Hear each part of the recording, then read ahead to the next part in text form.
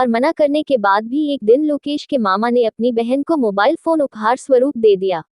अब mobile phone हाथ में पकड़कर मां उलझन में पड़ गई। उन्हें तो मोबाइल के बारे में कुछ भी पता नहीं था।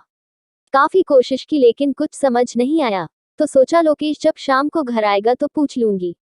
शाम को लोकेश ने भी बड़े ही प्यार से मां को मोबाइल इस्तेमाल करने के तरीके समझा दिए। मां भी खुश सी लग रही थी कि चलो अब जब चाहे जिससे बात कर पाएगी। सुबह जब लोकेश ऑफिस चला गया तो वो मोबाइल ले बैठ गई। सोचा अपने भाई से बात करती हूँ।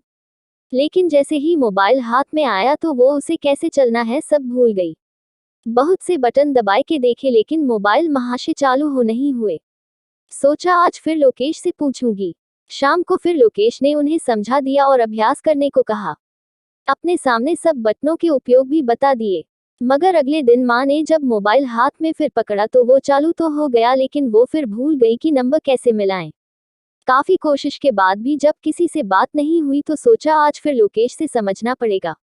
शाम को जब फिर उन्होंने मोबाइल सिखाने की बात की तो लोकेश को गुस्सा आ गया। बोला कितनी बार समझा दिया, अब क्या रोज रोज यही करता रहूं। और गुस्से में अपने कमरे में चला गया। मां को ये सुन बहुत दुख हुआ लेकिन चुप रह गई। कुछ देर बाद मां के मोबाइल की घंटी बजने लगी। मां ने उठा तो लिया लेकिन समझ नहीं आया कि किस बटन को दबाने से बात कर पाएगी। काफी देर जब घंटी बजती रही तो लोकेश कमरे से निकला और मां के हाथ से मोबाइल ले बात करने लगा। हेलो, लोकेश के मामा का फोन था। अरे मामा, तुमने मुझे कहाँ फंसा दिया। माँ दिन भर मेरा दिमाग खराब कर देती है। कितनी बार तो समझा दिया कि मोबाइल को कैसे इस्तेमाल करना है लेकिन उन्हें समझ ही नहीं आता। मामा ने भी हंसते हुए दोबारा समझने को कह दिया। मामा भांजे में बातचीत तो खत्म हो गई, फोन भी बंद हो गया। अभी लोकेश अपने कमरे में जाने को मुड़ा ही था कि माँ ने कहा, शाबाश बेटा, शाबाश। अब मेरी नासमझी की बातें तुझे चुभती है। 2 बार मोबाइल के बारे में बताकर तू समझता है तू फंस गया और मामा से शिकायत करने लगा।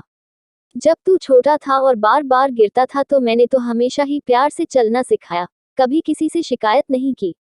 हमेशा रात सोते हुए डर कर उठ जाता था तो हमेशा मैं ही तुझे दोबारा सुलाती थी लेकिन मैंने तो कभी नहीं सोचा कि मैं फंस गई। ये सब कह माँ की आंखों में आंसू आ गए। लोकेश तो हैरान सा मुंह फाड़े माँ को देख रहा था। कुछ बोल तो नहीं पाया, बस आगे बढ़ माँ को आगोश में ले रो पड़ा। कुछ देर बाद उसके मुंह से कुछ शब्द निकले। माँ, मुझे माफ कर दो, मैंने गलती से आपका दिल दुखाया है।